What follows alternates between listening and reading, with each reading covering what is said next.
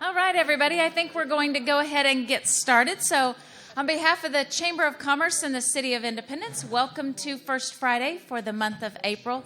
You know, April started obviously last Saturday, so it feels like we're a little late getting to First Friday, but it is the first Friday of the month, so welcome.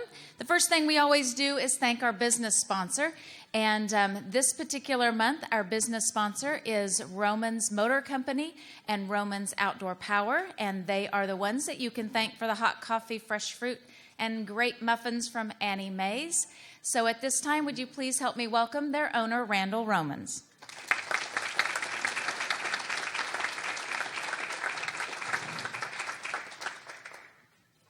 Does this work? Good morning, and we're proud and happy to sponsor this. And I did not bring the most popular member of our business. Lucy's out in the truck, but I'm sorry. I didn't think we should have a dog in here. And, I don't think I'll do like Oprah, where she gave everyone in the audience a new Pontiac. Come on. I'm sorry. Plus, there's no Pontiac any longer, or no Oldsmobile. But if you want a brief history of our dealership, my dad moved here in the early 60s, and he had a used car lot out next to Mikey's, where the coin shop is now. And that's where we got started, and I lived about a block away on the corner, or we did, on the corner of Spruce and 8th Street. And then he saved his money and sold a farm he had in Missouri and bought Stevenson Chevrolet, which is uptown where O'Reilly's is now, and Messenger's has where our showroom was. And then in 72, we moved out on West Main, and he built that facility there. But we always missed the downtown location. Neat old building, and had offices upstairs where the salespeople watched the videos, and way back in the 30s and 40s. But, there was a fire there, and most all that got burned up before we ever moved it out of there, which is kind of a shame. Anyway, we've been in the Chevrolet business on West Main since 72. GM had their bankruptcy and about went out of business, and it was pretty rough on us. We acquired Shepherd's Truck and Tractor was closing, so we bought some of their assets and reopened that as a Kubota dealership, and we've moved that now to in front of Walmart. So we sell Kubota and Bad Boy mowers, Vermeer hay equipment, Cub Cadet mowers there. And a few years ago, we opened a second Kubota store in Lewisburg, Kansas, right south of Kansas City. So I think this is its 5th year up there. And, last year, they were the largest Kubota dealer in the state of Kansas, so they did a good job. But anyway, I don't know. Does anyone have any questions or any other history they'd like to know about the car business in Independence? Or did you know there was a Buick dealership where State Termite is? That was, I think, Wade Buick. We purchased, I can't remember if it was Massey Urfer or Massey Oakley when we bought it. But the Pontiac Oldsmobile store is where the jail is now. And we bought that and moved it. Anyway, thanks everybody for coming, and we're glad to host. Thank you.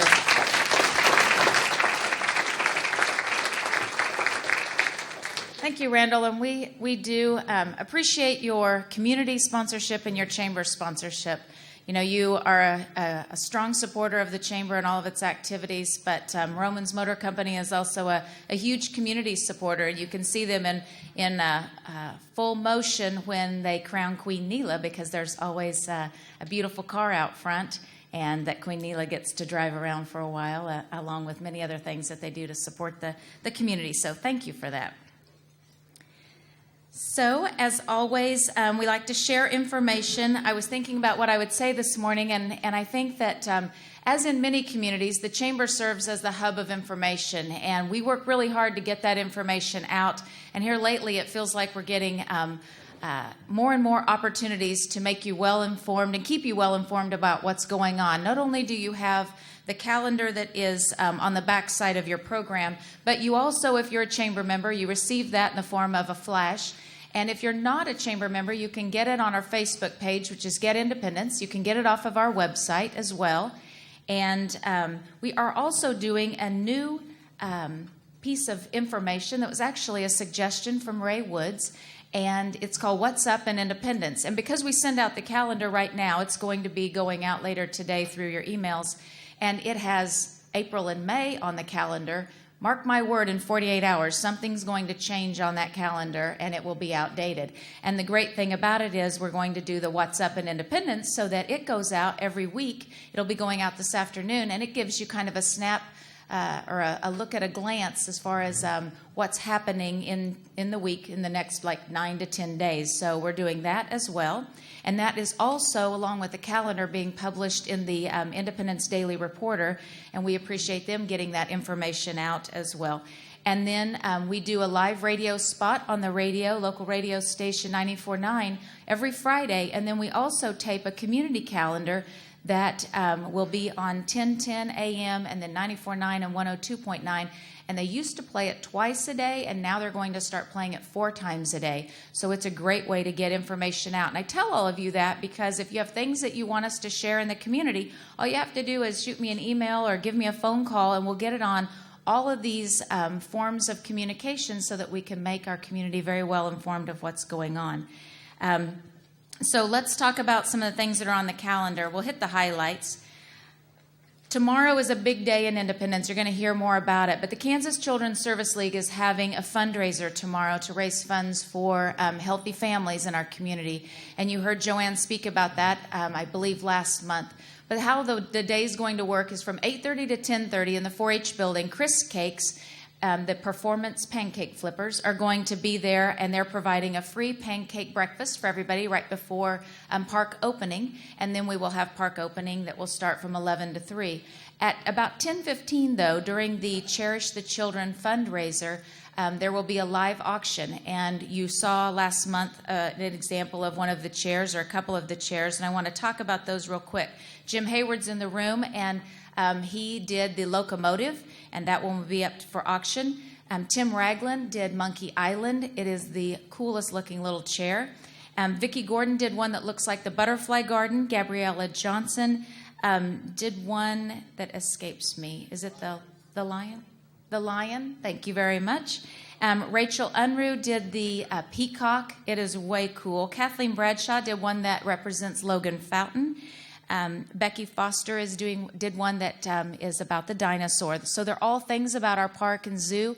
And so I encourage you to get out. If you don't want pancakes, be sure and show up at the 4-H building, though, around 10:15 so that you can bid on those 7 chairs and help them raise some funds. And then we have park opening that will be starting from 11 to 3. And we have Barb Burskins here who's going to be talking about some things that are happening in our park. I also wanted to talk about a thing that you've seen maybe on the flashes. It's called Make and Take out at the Fab Lab. And it's something new that's being offered by a couple of ladies, a couple of entrepreneurs in town. April Whitson and Lori Rutland, and they're doing a make and take where you can sign up for like $20 or $25, and the first one sold out.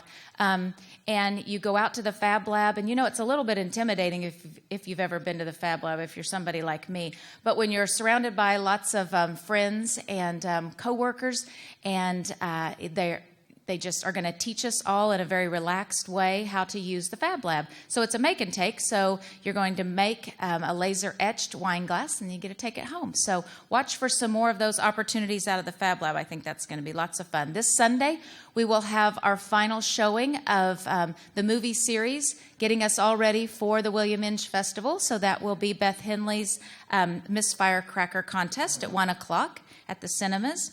I also will be letting Kim Kays come up right at the tail end and do a little shout out about an opportunity to get refreshed and motivated, and that will happen on the 12th, so you can take a look at that. And then I also want to talk about some culinary classes out at the college. We heard from Patty DeGeorge a few months ago, the culinary arts director that we're so fortunate to have in the community, and she's teaching these classes for all of us as community members to be able to go and learn different ways of cooking. Now, I think the pasta one just was last night, and it's completely sold out. She's doing another one for vegetarian cooking and for gluten-free cooking. So what a fun way to get together and learn some new cooking techniques. So be sure and get signed up. And I think I talked to Patty a few days ago, and there's just a few spots open on the next few cooking classes, but I know it's something that they're going to continue to provide in the community.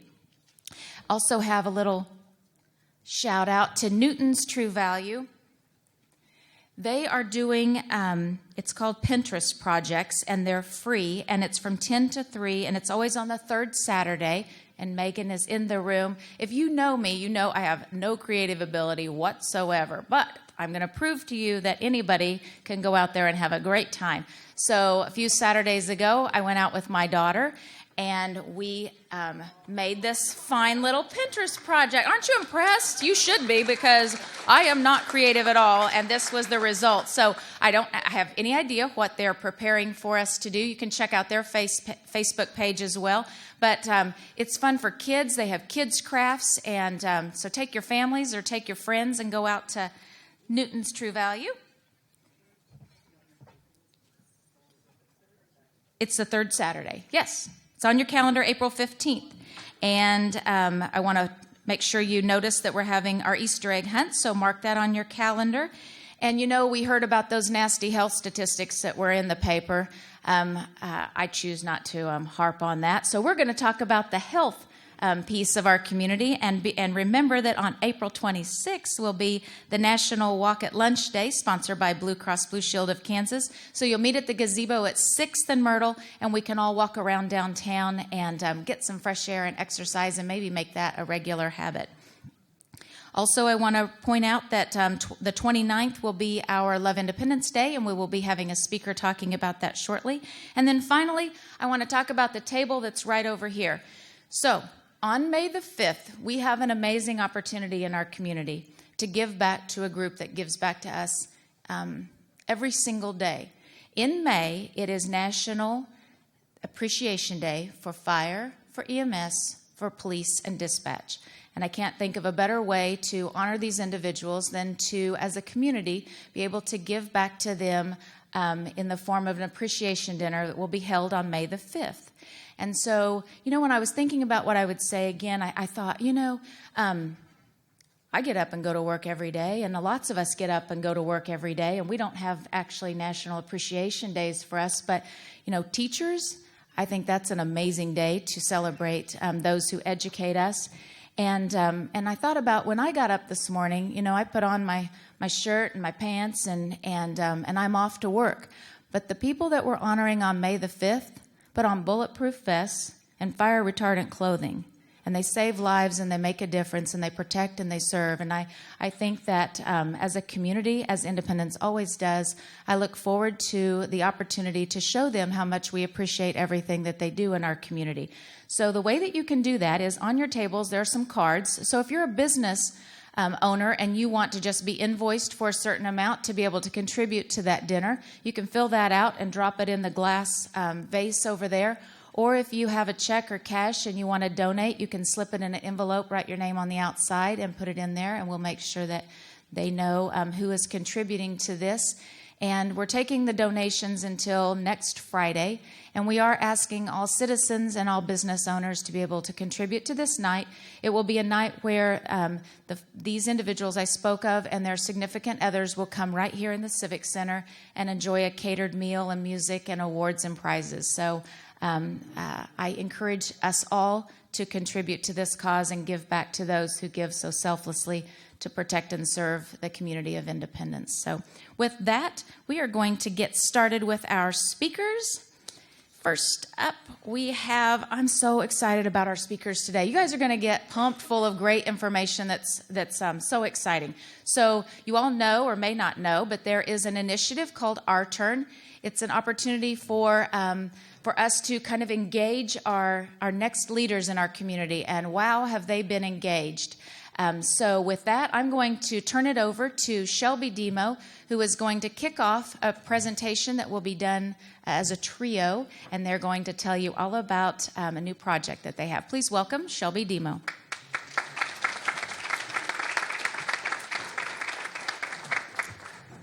Thank you, Lisa. And bear with me, I've lost my voice this week, so if it goes in and out, I apologize. But I won't be up here too long.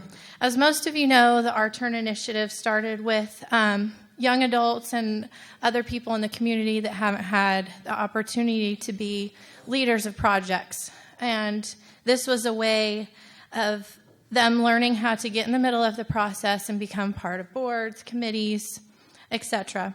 So at our first meeting, Ryan Goad had put on our idea board that he would like to see the train trestle down the road covered and beautified, I guess is another word for it.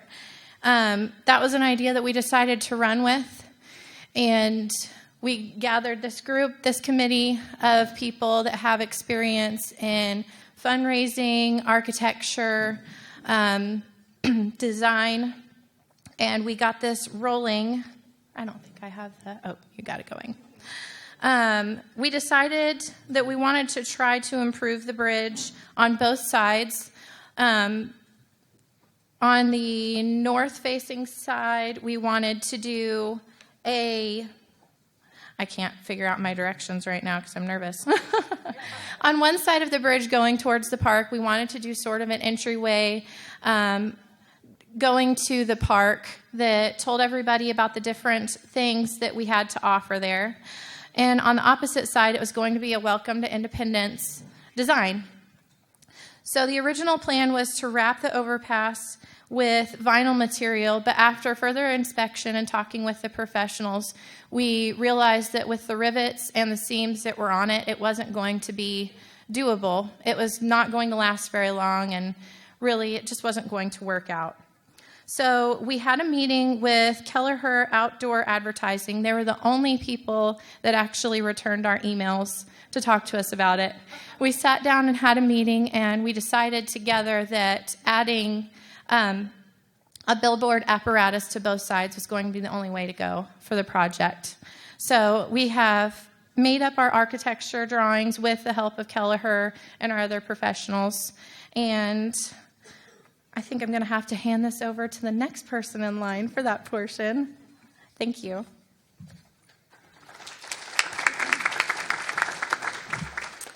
Hi there. My name is Amy Taylor, and I am the owner of Grassroots Design Group. I've done that for about 18 years now, and I hope you'll bear with me as I digress a little bit, because I'd like to share how I became involved in this project. I'd been running my business. I'd had different employees, but about 4 years ago, a young lady came to my office, young whippersnapper, fresh out of Pittsburgh State. She needed a job, and I'd kind of been handling things on my own. I thought I had it under control. I hired Shelby, and she has brought youth, vitality, fresh ideas to my business. So I just want the people I see out here that are mid-career, late career, open your mind to hiring these young people and get involved with groups like Our Turn, help them, mentor them. It forces you to face the fact that you're later in career than you really realize. You have to face the fact that you're middle-aged and maybe you're not a young person anymore, but that's okay. You have something to offer to these people. And so Shelby came to me and she said, hey, would you be interested in becoming involved in Our Turn and helping out with this project? And I said, sure, I can do that. I can do my design thing, and I can do that. Well, it turns out that this project has pushed me totally outside of my comfort zone. We've had to learn about welding, about architecture, about engineering, about lead-based paint removal, all kinds of things that we had no idea what to do. So get involved with these young people. They're going to challenge you. They're going to inspire you. They're going to teach you things that you didn't know you could be taught. And so I just wanted to say that get involved with the young people in our community, because that's what it's all about. And don't just take over these projects. I know this committee has even been guilty of that. Some of us that know people know how to do things, it's easy to just take them over and do it because you know how to do it. But we need to be sure that we mentor these kids, young adults, I shouldn't call them kids, but we need to show them, teach them, not just take it over and do it. So that being said, we'll move on and with our project. So we have developed a plan rather than to wrap the overpass. We're going to mount 2 billboards to the sides of the overpass, north and south sides. And they'll be mounted to the steel overpass. Each billboard will be a welded frame made of angle iron, and it will be mounted to that frame will be a plywood face. That face will then be covered with a traditional vinyl that are used on standard billboards. That vinyl is then stretched over the face with a series of ratchets and pulleys and that stretch the billboard over. It's just like what they use on the sides of the highways. The next thing you see here is just kind of a drawing that Kelleher Outdoor has come up with. Dan Kelleher is also an architect, so he has engineered this so it will withstand wind, so it will work on the sides of the overpass. And so this just tells about the system we'll use. The billboards are kind of a strange shape. They have to be really wide and not very tall, so they're going to be 4 feet 6 inches high by 53 feet wide.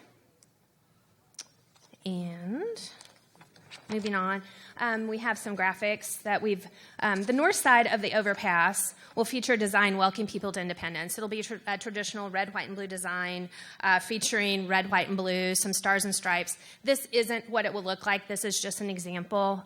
We plan to hire an artist that will work on some illustrations that will along the sides, we're going to feature some of Independence's attractions, Neowalla, Elk City Reservoir, theater, Inch Festival, those type of things, Little House on the Prairie.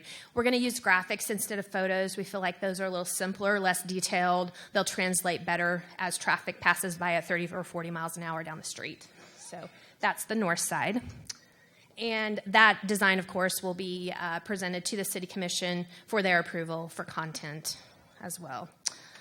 The south side of the overpass is going to be basically an advertisement for Riverside Park and Ralph Mitchell Zoo.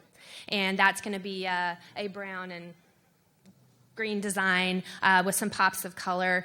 It will feature a design and illustration of the shelter house, fountain, some of the sports representing the stadium, miniature golf, tennis, and also the zoo. So we'll have some animals and that sort of thing on there. So, and those will also be illustrations rather than photos. We use photos on there just to show what we're doing. So anyway, that's pretty much what we are doing as far as the design goes. And I'm going to turn it over to Mike O'Malley, who's been working on budgeting, kind of handling the all of the processes that it's going to take to get the actual there's a lot that has to be done to the overpass before any of this starts. Sandblasting, painting, lots of work to be done to make it all suitable and beautiful. So, Mike, I'll let you take over.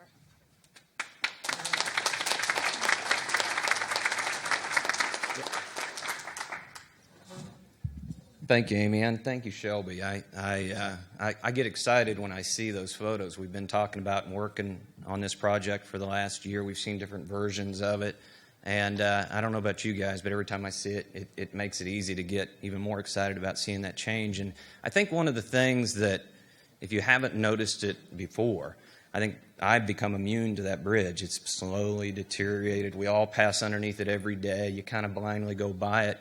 But after you leave today, I think you'll see it in a different light, especially knowing what kind of bridge it can look like here in the near future. So anyway, the ways to get it done, I mean, one of the things that we have to do is raise some funds. And one of the first things that we had to do is contact the bridge owner. The bridge owner happens to be Watco. And Watco Companies has approved us to modify the bridge. And, we talk about being able to collaborate and work together. One of the things with Watco is we was making phone calls and having a hard time getting returns. But I happened to be talking to somebody one day and asked about Rick Baden, former resident from Independence, Kansas. And he said, well, he happens to be the CEO of Watco over at Pittsburgh. I said, well, great. Rick graduated with Mark Woods in '86, so I called Mark, and by the end of the day, we had the approval we've been seeking, as well as a $2,500 donation to go towards that. So if you know the Baden family, if you know Rick, thank them for helping us start that off. Local contractors. The contractors we've contacted so far to work with is Clinton Volts with Volts Welding, and he'll be building, and drilling into the side of the bridge. Approached him, and he said, it's kind of work I haven't done, but I'm willing to do it. And Jason Etchison and his wife, we approached them and asked them about painting it. And immediately they said, yes, I think it's a great project, be happy to do it, and said, we'll do it at our cost. And Clinton was the same way. He says, I see value in that. I think it'll help the community. It'll sure make that look nice. And both of them, signed on quickly, willing to help. And just to give you an idea, Jason's bid was half of what it was from another company that had a profit motive in mind. So it was definitely nice to see them jump on board early. It does have lead paint, so we assume we're going to get the funds to complete this. So at that point in time, you might see a tent structure around it. He's certified to capture that and dispose of it properly. So that's something that we've got 2 local contracts to be working on. The overpass falls under the jurisdiction of the city. Therefore, no approvals needed by KDOT, which is quite nice. There can be a lot of red tape and paperwork to be filed. KDOT will be involved with helping with the traffic flow a little bit, but that should be the extent of it. The project, we've done our best to put together a good faith estimate of what it would take to complete both sides, and the project is estimated to be about $25,000 to $30,000. And like any project, it might expand a little bit once we get into it, and we'll see how the fundraising goes, and maybe some extra ideas will be included with the way to beautify that. But it should be pretty close to that. And the nice thing about it is, with the work that's been done up to this point, we've kind of privately been talking to different people a little bit about this project, and I'm happy to say we've got pledges between the Watco pledge and others to fund almost half of it already. So we're off to a good start from a pledge perspective to go towards the project. It has been approved by the Park Board, and it's set to go in front of Four Paws here on April 11th. And then at a near date, we're going to go in front of the City Commissioners once we had those approvals in place. And I trust that Gary and Fred and Leonard will be happy to help us pass that through and get their approval. So, but we'll get on the agenda here soon. Once the R-Turn Overpass project has received all the necessary approvals, a public funding campaign will begin. And, we'll be looking for additional support. And, the nice thing about this project is when we've been talking about it with, some different people, everybody, whether it was Dan Kelleher, he's doing it at cost, and he's not even a local resident. It was one of the things he kept saying. He goes, I like that project. Everybody has been excited about it. They've been enthusiastic about it. They said, how can I help? And there's a lot of moving parts to something like this. So, we'll have a fundraising campaign that we're going to start working on once we get the final approvals in place. We do have some pledges, like I mentioned, in place earlier to kind of cover half of this project. Some of those that's kind of been working on the committee, I mentioned Mark Woods earlier, his willingness to pick up the phone and call. And he'd already been kind of attending and working with Shelby and Amy and myself, and Corey Hugo's been attending and helping, and Matt Sutherland with Commercial Bank. So, there's local businesses that see the value in it. I think everybody that we've talked to so far has been excited about it, and everybody had the opportunity to do their part, whether it's the ability to help financially or just help with different components of the project in the future. It's a group project. So, step up, let us know what interest level you have, and we'd sure be happy to include you in that. And lastly, we kind of got on board and decided we wanted to help participate in this. But I want to talk off script just real briefly about Our Turn. I really didn't know much about it when we started this. I was familiar with YPI. I was familiar with Our Turn. But I knew they were doing the dog park, did different projects. But it's been really a great experience to be able to work with Shelby and get to know some of these young people coming in. I found myself being too old for both and not ready to retire. So, you might say, somebody tried to tell me the other day I was in my prime. I think I disagreed with them on that. But, to be able to work with them and lend, a helping hand and collaborate with them, it's been great. And I think it's, good that we recognize those that kind of put that together.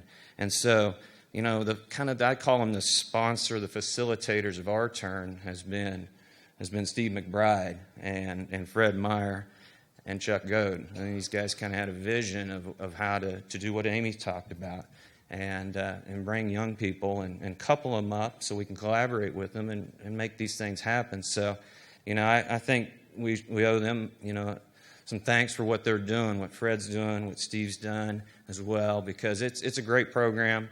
I look forward to hopefully being involved in future programs as well, as Our Turn continues to kind of grow and prosper. So you'll have the opportunity to ask questions later. With that, though, I'm going to turn it back over to Lisa. Thank you. See, I told you we were going to have lots of good information. What a better way to love independence than to put up that train trestle. That's going to be amazing. So before I turn it over to our next speaker, where is that Tony Camacho? Tony is back with us today with her sweet baby. If you have not seen Lennox Carter, who is a couple months old, oh my goodness, he is the cutest little boy I have ever seen. So be sure and welcome Lennox and Tony back to Memorial Hall, and we'll see more of Tony, but maybe less of Lennox unless you're on Facebook, and then you see lots of Lennox. So welcome back, Tony. We're glad you're here. So with that, we have another speaker. He was here about a year ago, I believe, as our new superintendent of schools and kind of introducing himself and making his face familiar to all of us. But now he has been here for long enough that I don't know if he still qualifies as being new, but we'll still call him new. So at this time, will you please welcome our superintendent of schools, Rusty Arnold, who will give us a 446 update.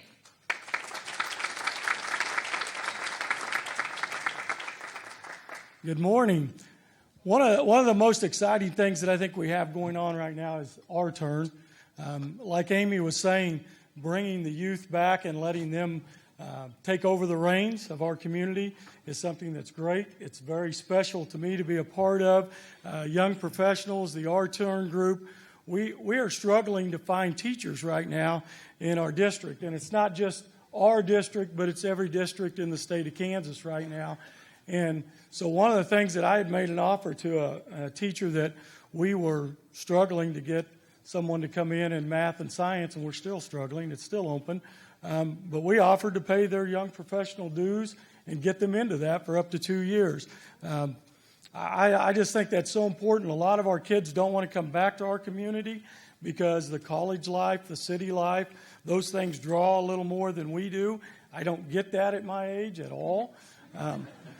I tell you, I got up this morning to come in here, and I said good morning, and I really meant it.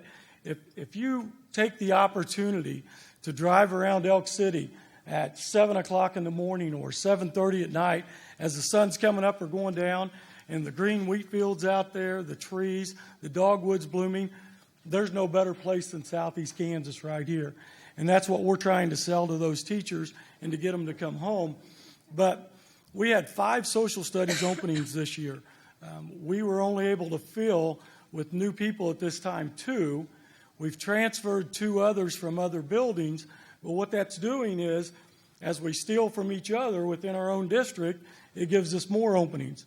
We have 4 right now, possibly 5, 5th grade teaching positions open. We currently have 5 applicants for that. So if you know of a family member, a friend of a family that is a teacher and would love to come to Independence, we would love to talk to them because we're going to have a lot of jobs open. It's just the nature of the beast right now. These kids move, they come and go. And I said we may have another one. He's looking to go back to his home and leave our district. So that is always out there for us. We have some new people coming in that we're really excited about.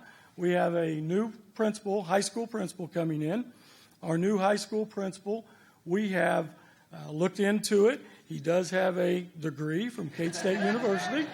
He does have a license, and he has a master's from Fort Hays. So we did our due diligence. We think he's going to be great. He's from Liberal High School. He's an assistant principal now. He's been a middle school principal, and he's been in the central office in HR. He has a kindergartner, a second grader, and a fourth grader next year, and a wife named Liz. And what we're so excited about is he graduated from Liberal High School. Kelly Cox actually had him as a student.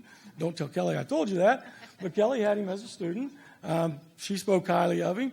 And so the thing I like the most about him is he wants to be in Independence, and he wants to be here till his kids graduate. And if you know anything about the high school, we've had some turnover in the last 5 years, 4 principals. We need to plug that hole. And I think we found a guy that's just great, and we're very excited about Jason McAfee coming into our community once the board approves him on Monday night, if that takes place. And I think after all of our vetting, I think the board will do that for us. So we look forward to Monday night and the board taking care of that part of it. Last year, we were very excited about starting an agricultural program in our high school. It was a half-time position. Dwayne Messner filled that. Dwayne did an absolutely excellent job coming in and recruiting kids and trying to get kids interested in that program. And we had some kids that were naturally interested anyway. So Dwayne told me this year that he was going to have to bow out. And so we have now hired a full-time agricultural teacher, and her name is Michaela LaRue. Michaela is from Erie. They've been in 4-H, FFA. She has multiple degrees. We're very excited about it because she brings a lot to the table for us. So Michaela, we're excited. If you see her, she's coming to town quite often, going up with our teacher. So she's excited about coming to Independence and moving here also. So those are 2 new instructors that we have. But along with that, this time of year, we also lose some people that have been quality people in our community and have done outstanding things for kids.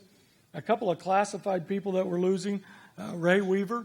Ray has been a middle school custodian for us for a long time, over 20 years.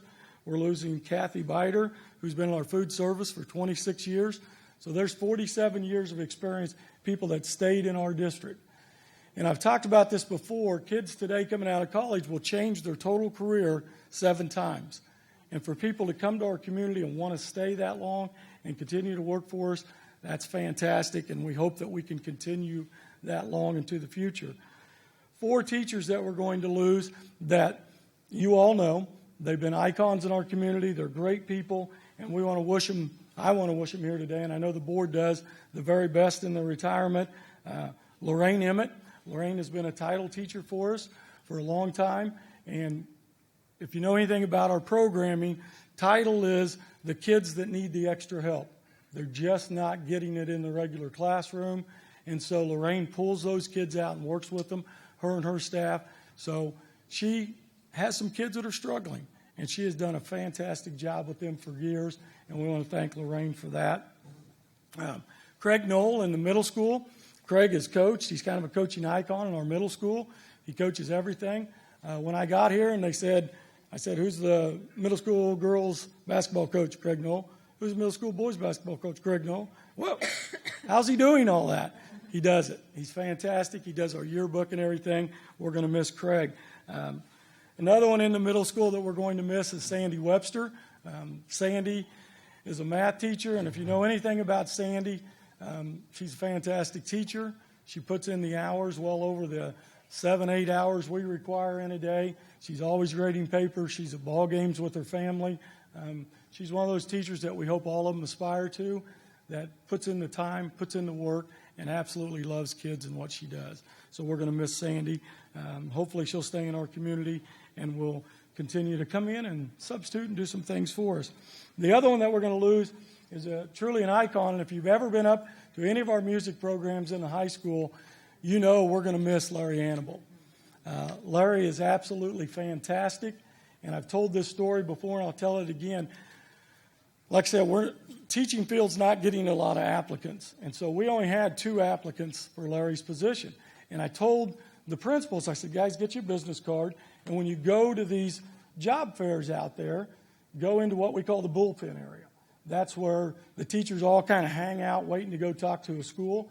I said, go in there, give out your card, and start talking to them about, do you know a music teacher? Do you know whatever it is we need? Start asking them.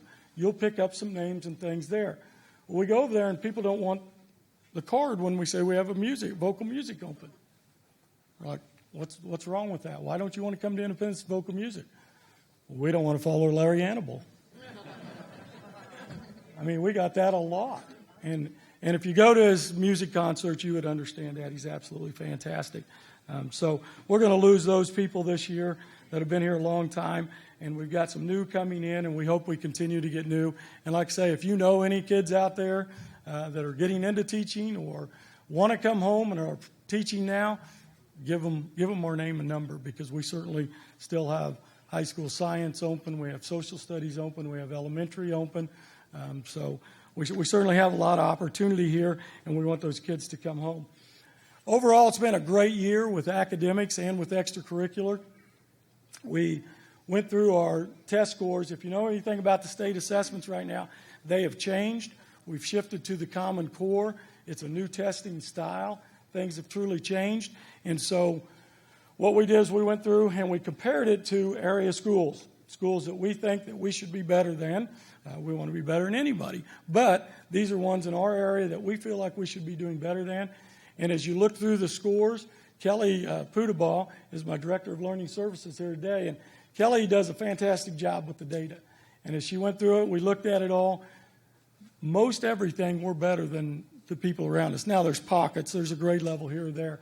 But overall, our data was great this year with the state assessments. We only have 2 years of data right now since it's all new. So we'll come back and talk to you in 5 years and tell you how we're doing, because we're going to keep improving and getting better every year. Extracurricular, if you get an opportunity to go out and watch our kids perform, whether it be in the music, whether it be Quiz Bowl, whether it be athletics, our kids do a fantastic job. They have been over 500 in everything this year. We've had opportunities to go to the next level and play, and our kids just do a fantastic job. We now have Anna Holland has qualified for National Forensics Tournament. We started a year ago, Mark Hayward and Tiffany Flatt started in the middle school Quiz Bowl, which is an academic competition amongst middle school kids. Our middle school went to Pittsburgh this year, and at Pittsburgh it was kind of like the league meet. We really don't have a middle school league, but all the schools that we play all the time were there, and our A team won that meet completely in our Quiz Bowl, so they do an absolutely fantastic job there. We have 2 of our gifted kids are on a group that are going to the International Robotics Competition in St. Louis this month, Maddie Rutledge and Jared Alliston. They're on a team of 5 kids, a couple from Neodesha, 1 from Coffeyville, and then our 2 Independence kids. If you don't know, a year ago, we changed how we do special education. Special education has been one of those things, the gifted piece of it, the gifted piece of special education. The gifted group has always been, well, if you're at Neodesha and you had 2 gifted kids, 1 in 9th grade and 1 in 12th grade, well, those 2 were expected to work together and get something done. And there's quite a gap there between a 9th and a 12th grader. Or maybe it's only a 7th grader and a 12th grader. And so you had those pockets of kids around, and we had our pocket of kids. And so what Tri-County did, along with Greenbush, was start a new gifted programming. And what we do is bring all area kids in that are part of our Tri-County Special Education Co-op, and we've made groups of like-minded kids about the same age, and they work together monthly on their gifted education piece. It's been a tremendous program. We've gained some opportunities thanks to Greenbush that our kids would have never gotten before. And those 2 kids are on that team. They won the regional competition, and now they get to go to the international competition. So those are things our kids would have never had before. And so I appreciate Julie Burrington and Tri-County for having that foresight to do that for our kids. It's been a great program for our kids. Something that's coming. Well, let me talk about community service first. We told you a year ago that we are requiring kids to have community service to graduate. I'm proud to announce that every senior has qualified to graduate under the community service piece. They've served their time.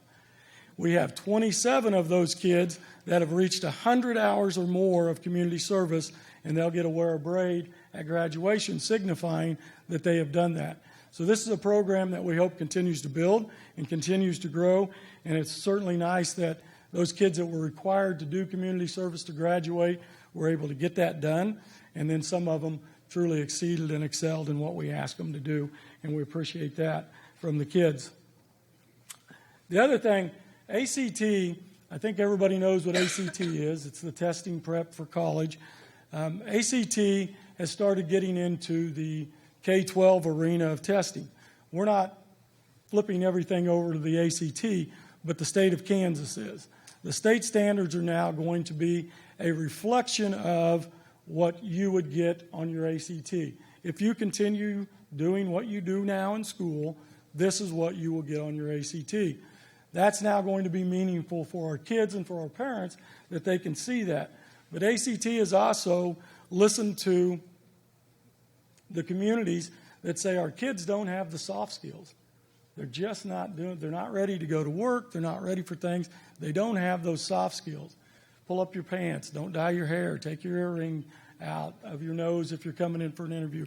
The little things that you probably learned as a kid, but our kids aren't getting it because they see it on TV, it's all okay. Well, it's not okay if it's your business that they're going to represent. And so ACT has come up with a program known as Work Keys. And Work Keys teaches those soft skills to kids, and they give them a ranking. That ranking is a bronze, a silver, or a gold ranking.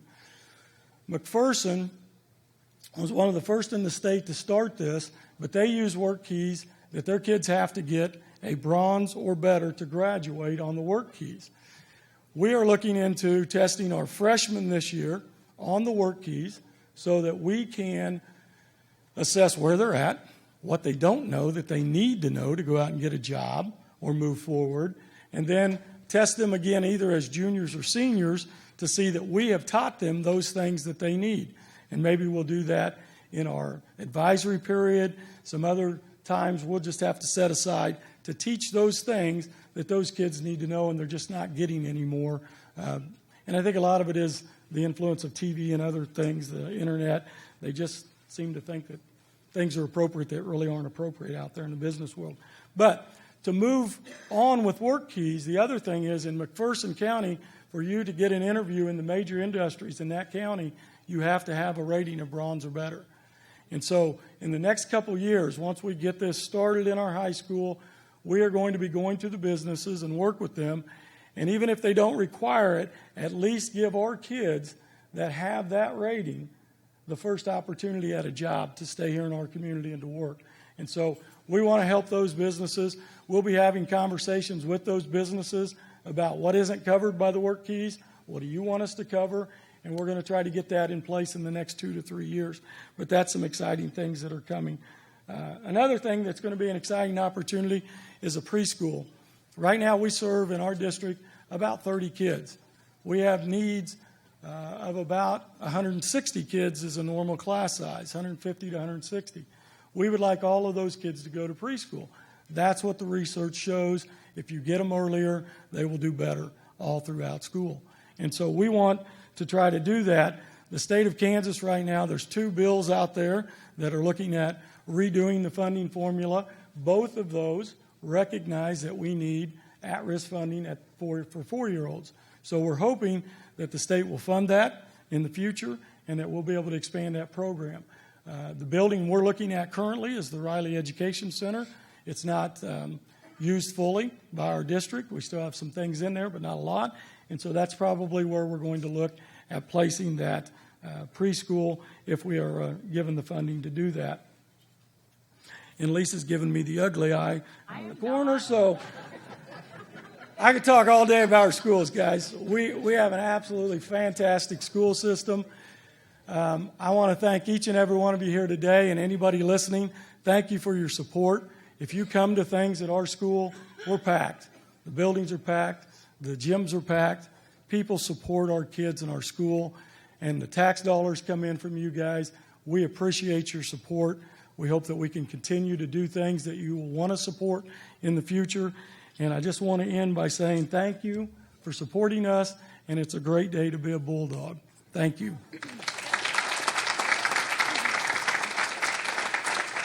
Well, I think you will all agree that our school district is in great hands under the leadership of Rusty Arnold. So thank you very much. That was tons of great information, all very positive. And I'm doing my part. So I have twin daughters, as you may or may not know, and one of my girls teaches 5th grade this year, and she'll be teaching at Eisenhower 1st grade next year.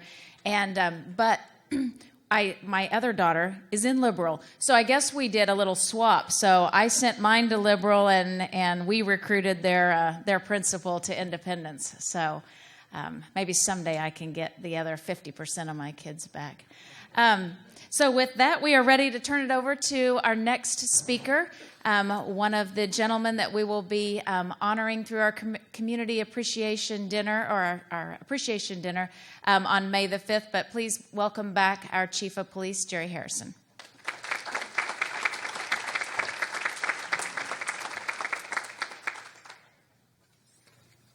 Rusty had 1 page of notes and talked for 30 minutes. I have 30 pages of notes, and I'm going to talk for 1 minute. My only goal, though, is to be funnier than when Sean Wallace talked the last time. I went up to him, I said, "You did a great job, that was hilarious," and he just said, "I wasn't trying to be funny." So, but anyways, last April I gave my first public presentation here at First Friday. And of course you learn a lot of things coming to a new town, new job. One of those things I learned is don't call Lisa Wilson in the middle of the month for anything. You can call the first couple weeks of the month maybe, but after that you're probably going to wind up on First Friday.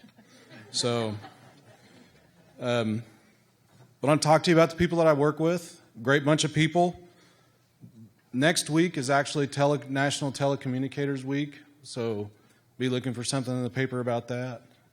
We got a great bunch of dispatchers. They work really hard. One thing I'm really proud of is that we got our KYBRs. That's our crime statistics. Our goal this year was to get our crime statistics reported to KBI as required by the FBI, and we were able to get that done this year, so really excited about that. That was a really big project. Melissa 80 and several other dispatchers pitched in. The officers pitched in to get that done. Another thing I want to talk about is the people that I work with is the attitudes that they have. Man, is that too close? Okay. You know, you work with a lot of people and you wonder where they're at, but what I really appreciate about the people I work with is that they're bringing ideas in all the time. They want to talk about things. They want to improve things. They're not content to just sit back and let things go as they've always gone. So change is a good thing in our industry, well, in every industry, but right now we're going through a lot of changes in law enforcement, and so it's good that they appreciate that and are willing to be a part of change. I want to talk to you about some 911 issues we're having. When you call in 911, all of our lines are recorded, so we get to hear everything that's said. And some of the things that we hear is we review these. By the way, that's another thing we started this year was we do quality assurance on our medical dispatch. So when you call in to our dispatch with a medical emergency, our dispatchers coach you through that medical emergency. They have standardized process that they go through. They have standardized questions that they ask you and instructions that they give you based on the emergency that you're calling us about. And so we go through and ensure that our personnel are compliant with that. And in the course of that, we're hearing when we hear these recordings, it's been brought to our leadership attention that there's some misunderstandings. When the callers call in, the first consistent complaint that we're hearing on these recordings is how many times the phone rings. So it's really important to me to get this out to the public. The way that the Next Gen 911 system works, as I understand it, is the first ring that you hear when you call 911 routes your call to the central hub of the system. The second ring is the system routing your call to the appropriate PSAP, public safety answering point, which in our area is us. The third ring is the first ring that we hear. So keep that in mind. And I know that when you're enduring those moments in life, it's quite often it's the worst moment you've ever experienced or one of. And it's a time you will never forget. But I promise you, we're answering that phone right away. Another thing to think about is we hear people saying things like, I just got put on hold, or the dispatcher just put me on hold. So we hear that consistently throughout the phone call, so we thought this is something we need to address. What's happening there is the dispatcher will talk you through the emergency. And as they're assessing what they need to do and determining who they need to send to you, guess what happens next? This is vitally important, believe it or not. They need to quit talking to you. This is serious. They have to quit talking to you. Why do they have to quit talking to you? Because they need to talk to first responders. We've got to get our first responders going to you. I don't think you called us because you want to have a conversation. So we've got to get our people going to you. So please understand, they're not putting you on hold. What's happening is the way the system is designed is that they talk to you, they key up, and when they key up that radio and they start dispatching services, you cannot hear them. The system mutes both sides of the conversation. And that's really important because, and sometime maybe we need to play a recording for the public to hear, but there's so much happening at one time, they can have as many as 15 or 20 people talking to them. So trust us and give them the opportunity to do their job. When they are talking to you, they're not getting you the help you need. So keep that in mind and consider that. So the next thing I want to talk to you about is in 2015, President Obama founded a task force that was called the President's Task Force on 21st Century Policing. And the purpose behind this task force was to address the divide that we were beginning to see, or that was really coming to a head maybe, between the community and law enforcement. And the job of that task force was to identify best practices and offer recommendations. And these practices and recommendations are meant to promote effective crime reduction while building the public's trust. So if you don't trust us, you don't want to listen to us. You don't want to do what we need, And so we have to have the community support. We have to have the public's trust in order to have the authority that we need to carry out our job. So that's why that's important. And it wasn't a one-sided conversation. It involved law enforcement, community members, civic leaders, advocates, researchers, academics, and people from all stripes from across the nation. And this task force developed 6 pillars. So I look through the pillars and I look at what we're doing as a police department, and I think this might be something that we need to share with the community. So pillar 1 is building trust and legitimacy. This is done through daily contacts. This is kind of, they call this procedural justice. And what this boils down to is treating people with as much dignity and respect as they will allow you to treat them. Not everybody will allow us to treat them with dignity and respect, as you can imagine. If you don't believe me, I refer you to cops. You might see some interesting examples. But we come across people that are in some really strange states at times, and their responses are very unpredictable, but we do our best to treat them with as much dignity and respect as we can. And then we talk about transparency. So the next step is transparency, and to work on that, we've developed the Police Chiefs Advisory Committee, and I share with them what we're doing on a monthly basis. And we're also publishing statistics now, giving out a year-end report that involves quite a few statistics, including bias-based policing statistics that we track and report to the state as well. And then the next pillar is measuring trust. So the goal here is for us to develop surveys to reach out to the community and see, are we being effective in our communications with the community? Pillar 2 is policy and oversight. This is specifically, the task force directed this at use of force. Throughout most of my career, the emphasis to the police officer has been go to the call, clear the call. So if someone's out of control, you move in and you do what you need to do, and you take that person to jail and you move on about your day. That was the training standard for many, many years. And now we're seeing a complete reversal of that.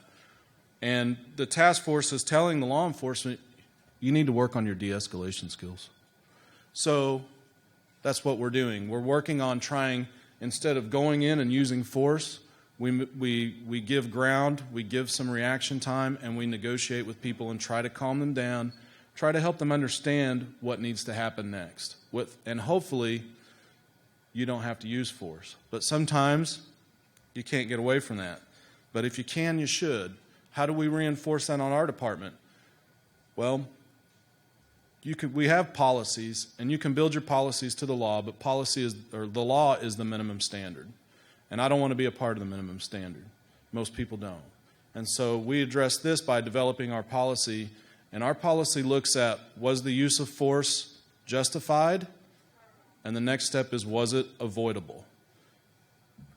Justified is the legal standard, but could we have avoided that use of force? And if we can avoid using force, then we will gain the public's trust. That's what I believe, and that's the industry standard as well. So when we look at that, then those are the two things that we consider when we look at use of force, and we communicate that very clearly to the officers. And so that sets a pretty good standard for them to follow, and they understand what the standard is. The next goal in compliance with this pillar is we want to get our officers trained. One of the goals that I've set is to get all of our officers trained in crisis intervention training. And what that is it gives you the special skills that you need. And it truly is first of all, people skills are really a skill that a lot of people don't have. I think we all know that. And so that's something that has to be learned. That's not something you just walk out with. And then crisis intervention teaches you how to deal with people that have various types of mental illness specifically. So it teaches officers to recognize mental illness, and also how to talk to someone, how to deal with someone that has mental illness. Because people with a mental illness don't have the perceptions that most of us have. And so if you try to treat them in a certain way, it's going to cause some problems. And those problems can be avoided if you know what you're doing. So that's our goal. We also want, under that pillar, we also have policies against racial profiling. And this is nothing new. This has been in place for a long time, and we're trained on it annually, and the state of Kansas also requires training on that. And then we ensure that our policies comply with current standards. And I've been challenged to work on getting a new policy manual for the police department. And so that's something that I've been working on for several months with attorneys that help us, guide us through that process, because it's such a complicated and important process. Pillar 3 is technology and social media. We've made steps in improving our engagement with the community by increasing transparency with social media. So we put first of all, if you don't like us, you should. The most important part of that conversation is we need to have more likes than the Independence Fire Department. Because everybody likes firefighters. Yeah, look at him. Okay, so anyways, we've started putting our statistics, we've started putting more statistics on Facebook, so we're tracking our crash statistics and our traffic enforcement statistics, and we're publishing those. So if you go to Facebook, you can see those there, and then you can probably like our page while you're there. We've also increased how much information, we're constantly working to increase how much information we put out to the community about what's going on. And this is a difficult thing to do because everybody in different walks of life looks at things differently. And as a police officer, there's just things that just don't register to me that it turns out the community finds to be interesting. When you've dealt with a gazillion stolen cars over the years, you don't really think about a stolen car being interesting. And then the newspapers are calling and emailing, or the radio stations calling, and tell us about this stolen car you guys recovered. What are you even talking about? Okay, that's fine. So I've learned about that over the last year as to kind of what the media wants to hear about. And so the media is the government watchdog. So we do need to be sharing this information with the media because they're supposed to be telling you what we're doing. And then again, like our Facebook page. Pillar 4, community policing and crime reduction. We're working on this pillar by utilizing the Police Chiefs Advisory Committee. And so the hope there is that they give a voice to people that aren't heard so that we can hear pushing information flow all the way down to the lowest level, if you will, in our community, to the people that would never call the police or would for sure never call the police chief. You now have a line to me because if you know somebody on that committee, then those folks on that committee, if you just tell them, hey, I have this problem in my neighborhood, or hey, I've got this traffic complaint, or hey, this officer was rude to me, whatever the problem is, share that with the committee member that you know, and they get it to me in a hurry. And it's already helped, I think, build some bridges because I've been able to reach out to people, and they've been appreciative of that follow-up. So that's the thing I'm most proud of as far as what we're doing is with community policing. We've met 4 times, and like I said, there's already been some changes happening because of results of those meetings. We also work on our communication, again, to the public, working with the community. We need the community to be effective. And so we are starting to put cases on Facebook. Can you identify this person for us? One case we did that, we had 14 leads within less than 1 day, and 12 of those leads were for the same person. And the supervisor was fixing to go find this guy. Can I say that around here? Fixing to go? Okay. The supervisor was fixing to go find this guy, and he shows up at the front door on her way out. And he said, hey, if you don't mind, I need to confess to something. And so as law enforcement, sure, I guess, we'll make time for that. So these things are already making a difference in the community. Pillar 5 is training and education. Since I've gotten here, I've communicated how important training is to me. In my career, I've been the recipient of some outstanding training, and a lot of police officers don't get that opportunity. And without that opportunity, we don't grow our knowledge because, as you can imagine, if you get your training from the same people that you work with every day, what happens? You develop this same mentality, you develop groupthink. But when you send people out to the 4 winds to train, number one, they feel invested. They feel like you care about them and you respect them enough and you value them enough to invest in them. But even better than that, they bring in new information that you don't know. And then they share that new information. So I'm a huge believer in training. Like I said, it's really helped me in my career. And so really excited to be able to come here and start working on training and making that a priority. We've been able to increase our investment in training without increasing the amount of money that we ask for. So we're really proud of that. And that's done by changing priorities and by stating your priorities and determining what's going to be important to you. We also have plans to continue to state our priority in training by continuing to improve that training budget. Another thing that training does is it protects the officers.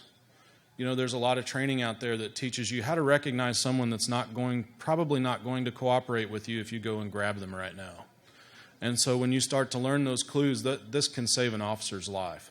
So training can be a matter of life and death in many respects, but it also helps the community because it gives them a more professional agency, and that gives them a better response and a better service. We close more cases. We reduce use of force, we improve morale. So training is something that impacts the whole organization, the whole community, and it probably does that in every walk of life. So those of you that are in a position to do so, I encourage you to invest in your people in training. And it also helps us improve our leaders. Without good leaders on our department, we're never going to be the department that we need to be to serve. So it's important to have good leadership, people that make good decisions on the side of the road. Because that's probably, where I'm at, you'll make a lot of decisions every day, and they're very important decisions, but the truly life and death decisions, the decisions that are going to impact what happens in your family's life going forward when bad things are happening, those are happening on the side of the road. And so we need to make sure our people have the skills and knowledge to make good decisions there. And the last pillar is wellness and safety. And right now, under this pillar, it goes back to crisis intervention training. This also in mental health first aid. And while we get training in mental health, and we can't get enough as far as how to assess that someone is in a mental health crisis, and then how to approach that person. But there's another aspect of that, and it's self-treatment and how officers administer mental health to them and ensure that their mental health is good where it needs to be. And so we work on wellness there. We also document near misses.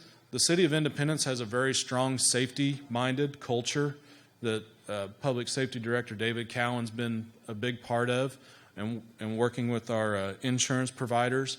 And that bleeds over into police work. There's, it's police and fire and just probably everything else in this world too, but safety is extremely important. And so we document injuries. We look at when an officer gets injured, we talk to that person. What could you have done to avoid this injury? Or what could we have done to avoid this injury? What do we need to work on? We also look at near misses. So when someone comes close to getting injured, if we have an officer jump out of the way of a moving car, how did that happen? Why were you in the way of a moving car? What can we do better? What should we have set in place so you didn't get exposed to that danger? Because a near miss today may not be. It may be a connection tomorrow, and that's too late. We don't want that. We want to take care of our people and keep them around.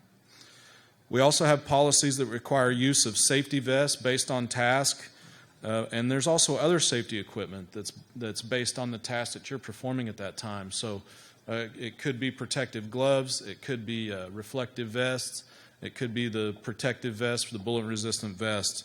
It could be a lot of different things. And then we also issue officers first aid kits and keep first aid kits in the cars. Some of the things that we have in our first aid kit, to kind of elaborate on what Lisa said about, what these guys and girls do every day before they come into work. Some of the things in our first aid kit are clotting agents. So how many people carry a big bandage that clots a really bad bleeding wound in their first aid kit at work? Okay. So the other thing we carry in our first aid kit is a tourniquet. So, there's probably not a lot of folks in here that have a need for a tourniquet in their life, but that's a valid need, and it's important for officers to have that equipment and have that training. So I appreciate having an opportunity to speak to you guys. I appreciate you listening, and I hope you have a great Friday and a great weekend. Thank you very much. We appreciate all that you do, and we appreciate your openness and your willingness to listen to us when we have a concern. We have two more great speakers up. Up next is one that I left off of the roster, but she is incredibly important, especially tomorrow with park openings. So please welcome the lady who keeps all of our parks running smoothly in the community of Independence, Barb Burskins.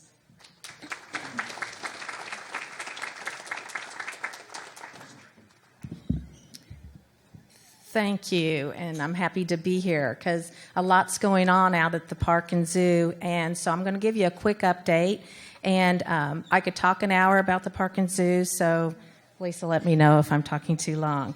Let's see if I work this right. Yeah. I'm real excited to tell you about, we have 3 projects done by Eagle Scouts, and 2 of them are completely completed. One is about 95% done.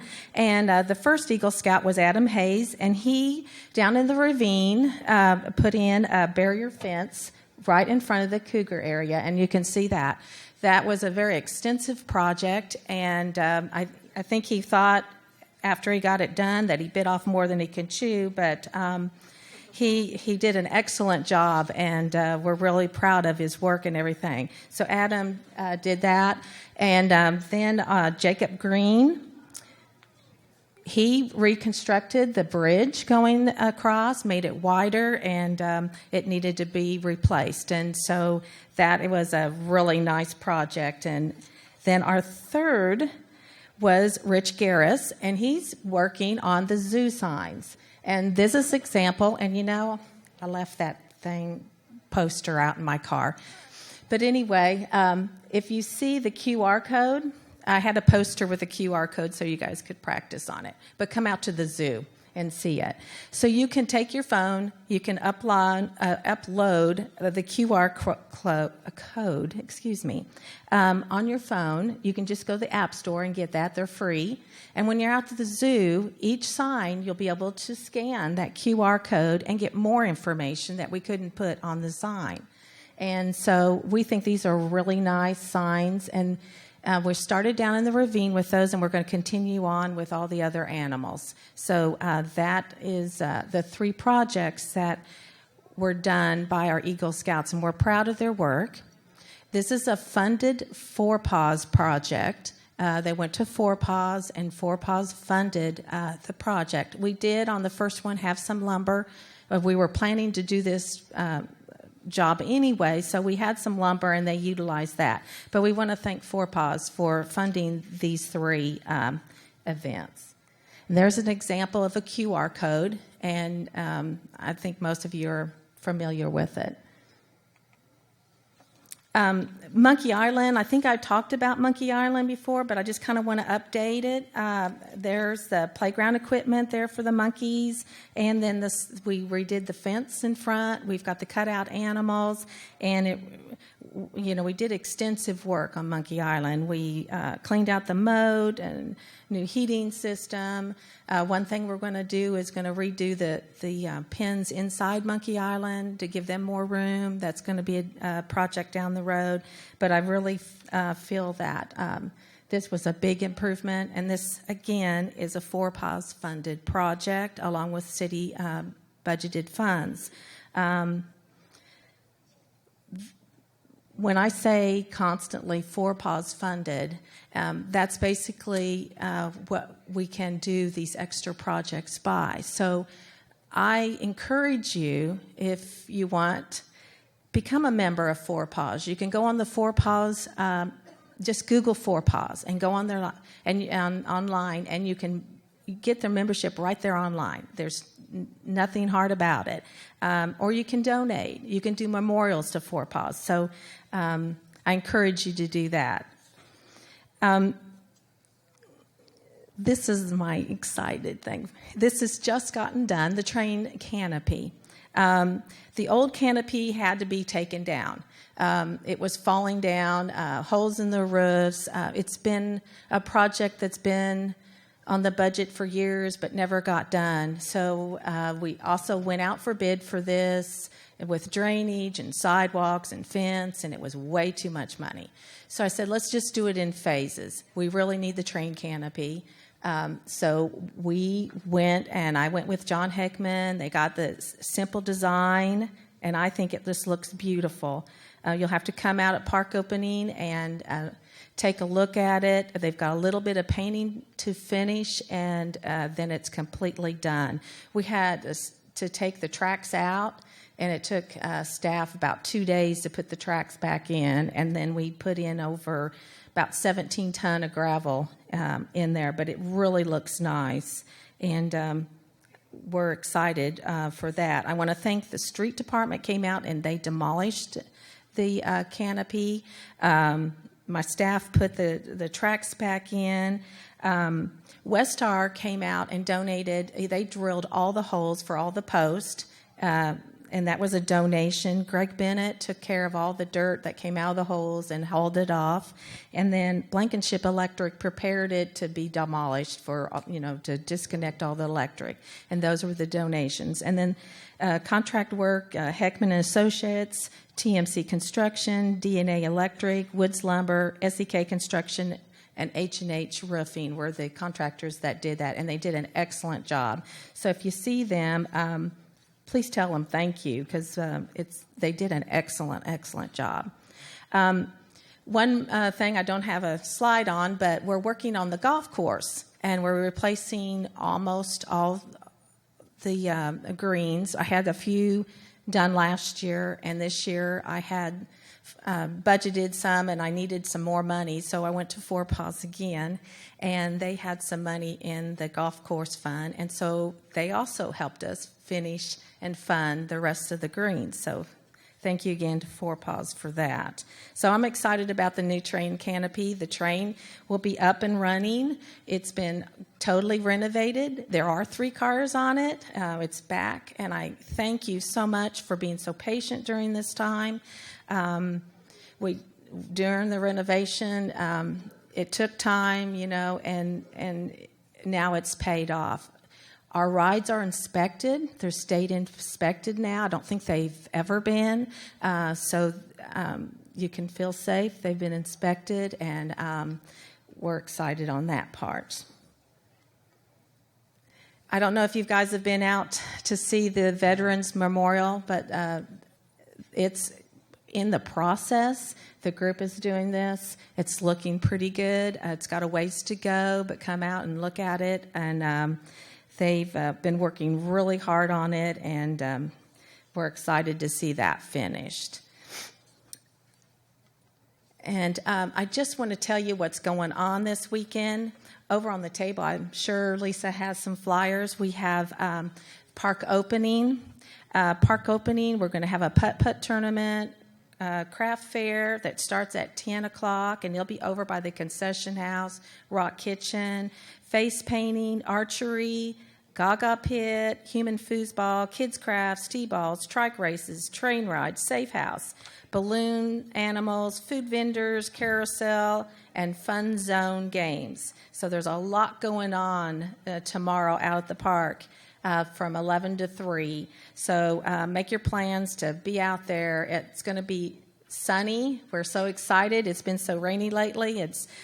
We're trying to get everything done. It's last minute today, and so we're finishing up on everything that needs to be done that we couldn't do when it was raining. So come on out and enjoy yourself at the park. Next weekend is the Easter egg hunt on Saturday, and hopefully we'll have the sunny day there. If not, Sunday will be the rain date. So come on out. It's at 3 p.m. We'll have the Easter Bunny, and she'll be there. So anyway, come out and enjoy. It's broken out in age groups. 1 and under, 2 and 3, 4 and 5, 6 and 7, and 8 and 9. So it's always been fun, and I want to thank the Rotary Club for always sponsoring this. They buy the Easter eggs, the gifts, and everything. So thank you, Rotary, for being so kind and generous in funding the Easter egg hunt. And our last activity in April, April 29th, we're going to have Arbor Day. We're going to celebrate Arbor Days there, and we're going to give out 75 trees to the first 75 people that show up. And we're going to have speakers and information. We're going to have educational displays by ICC Fab Lab, TCL Nursery, Independence Garden Club, and Independence Science and Technology Center. So come out and enjoy that. One thing I forgot to talk about is on this, we're working diligently on new signs out the park and working through the ICC Fab Lab. And we've been so excited what we can do out there. And so come out and see the signs. We're not finished. We've got a lot more signs to put out, but you'll see at the train depot, it's got the rules. At the carousel, it's got the rules. The prices. We're going to have signs out by the street so you know what our hours are. We're working on those kinds of signs, real signs outside the zoo, the signs at the animals. So it's been a valuable tool for us, and the girls are really going to town. They do it when they have time.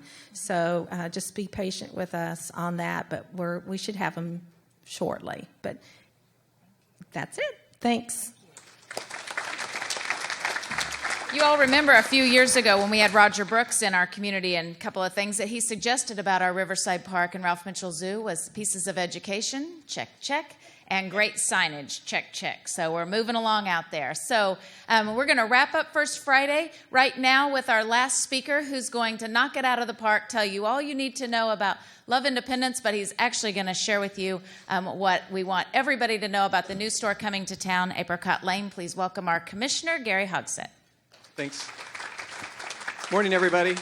You notice how they always call me up to speak when the event is already over. So I totally understand if you guys need to get up and walk out. I will understand that. So I wanted to talk briefly about Apricot Lane. This is something that Liz Moore has really helped a lot with. You know, when we first got here several years ago, you all have heard the story. We fell in love with the town. We looked at like 100 cities in Independence. Independence is a very special place. Our downtown is amazing. I know some of you, if you've lived here all your lives, you don't appreciate what an amazing downtown it is. But we do need a few more things. And research with Liz Moore and Lisa Wilson and others shows we need another, maybe 2 women's clothing stores. You know, a lot of business is now done online, but women like to see the clothes in person, see the fabric, feel the fabric, and they need a certain number of stores. We do have some fabulous stores now, but statistics show we need a couple more. So this is something we've been trying to do. Liz and I sat down and called basically every women's clothing store chain in the world to see if we could get them in Independence. And, you know, most of them don't go downtown anymore, and they don't go to small towns. So when we heard about Apricot Lane, we called Apricot Lane, and, you know, they said, well, we love downtown. We love downtown stores, and we can be very effective there, but we don't usually do small towns. The smallest city they're currently in is like 40,000 people.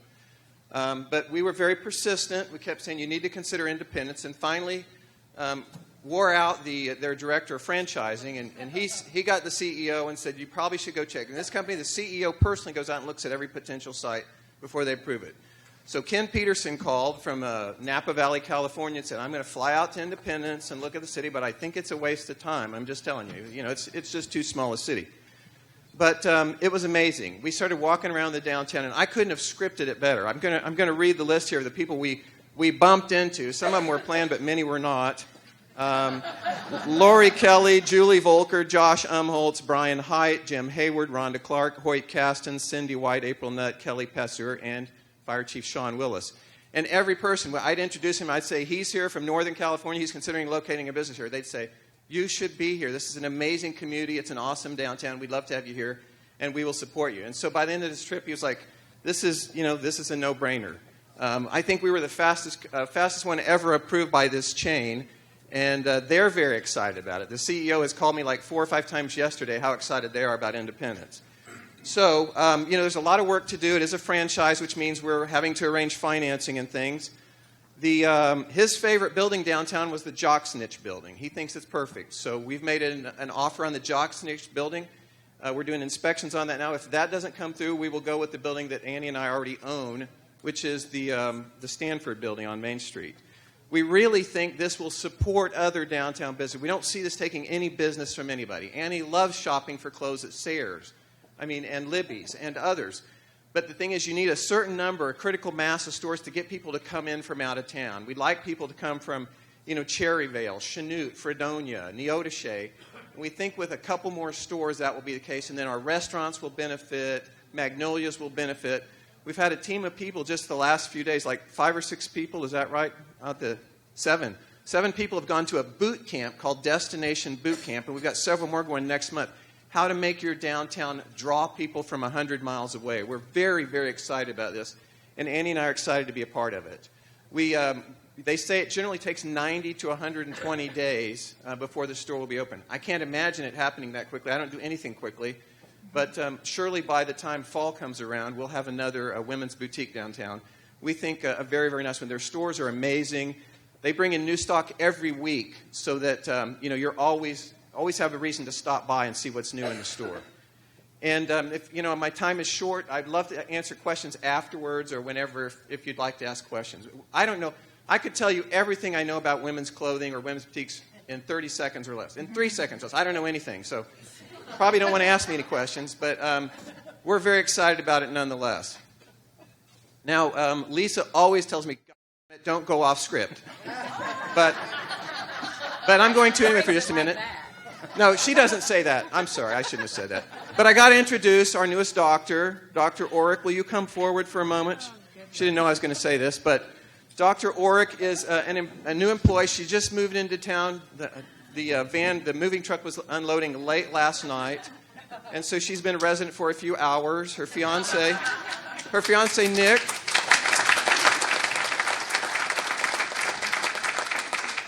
Her fiance, Nick Reisner, drove all night, and he is now in town, but he's crashed in bed. And Alex, she will be a hospitalist at CRMC, so she won't be, you can't make an appointment to see her, but they have purchased a home here just south of the park here in Independence, and she's an amazing doctor. You know, she is one of those doctors, actually the only doctor I've ever, fell in love with the first time I met her. I mean, really. How many of you have, pictures of your doctor on your wall? Seriously? Well, I do. In fact, I'm going to show you a couple. No, you're not. So there is Alex Orick with her Uncle Gary. The first day I met her and fell in love with her. Can't believe I did that, can you? No. Anyway, Annie and I are over the moon to have Alex and Nick here. She spent most of her life in New Orleans and Boulder, never lived in a small town, so I think she's probably a little creeped out with how quiet it is right now. But she said this morning, I could hear the monkeys last night, Anyway, please help me welcome Alex Orick and Nick Reisner. Greet them warmly like you do, everybody. Thank you. Thanks, Alex.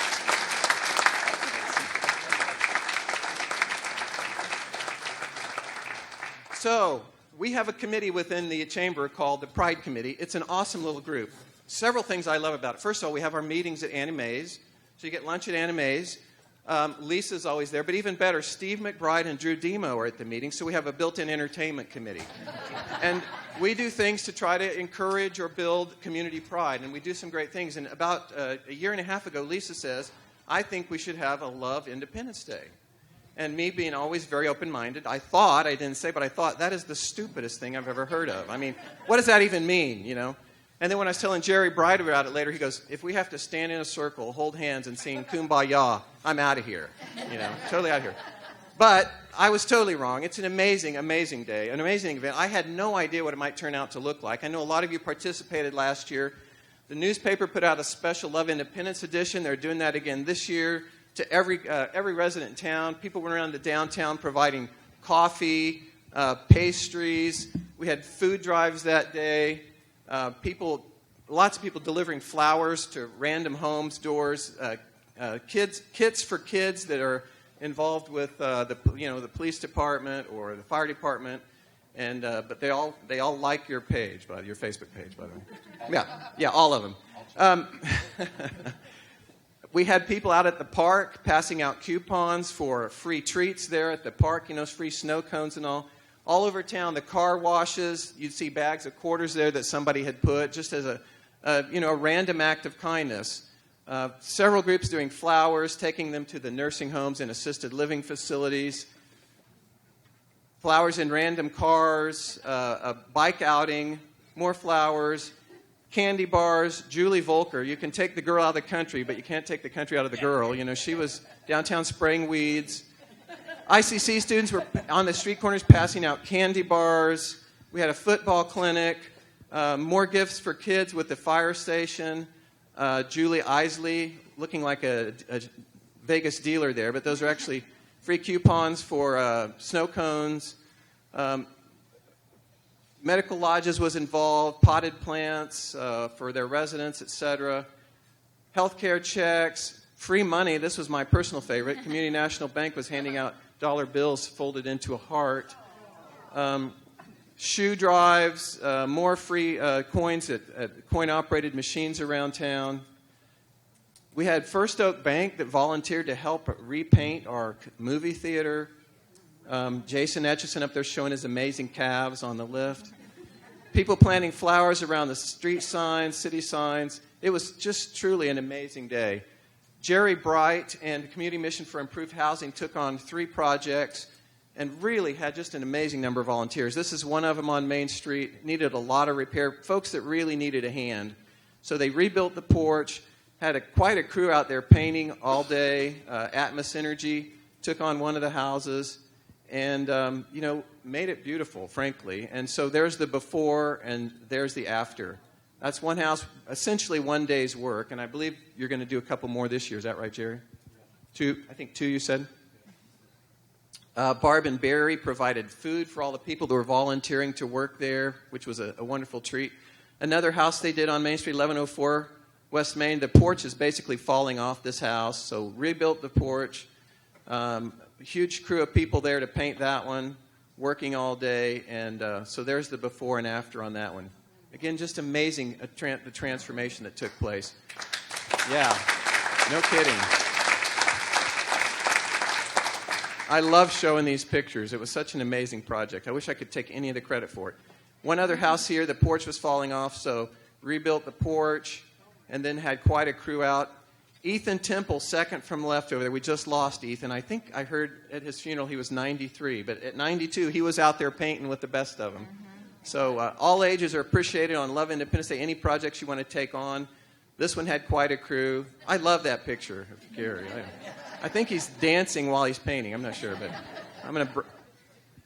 Yeah, anyway, so we had a nice crew at this house.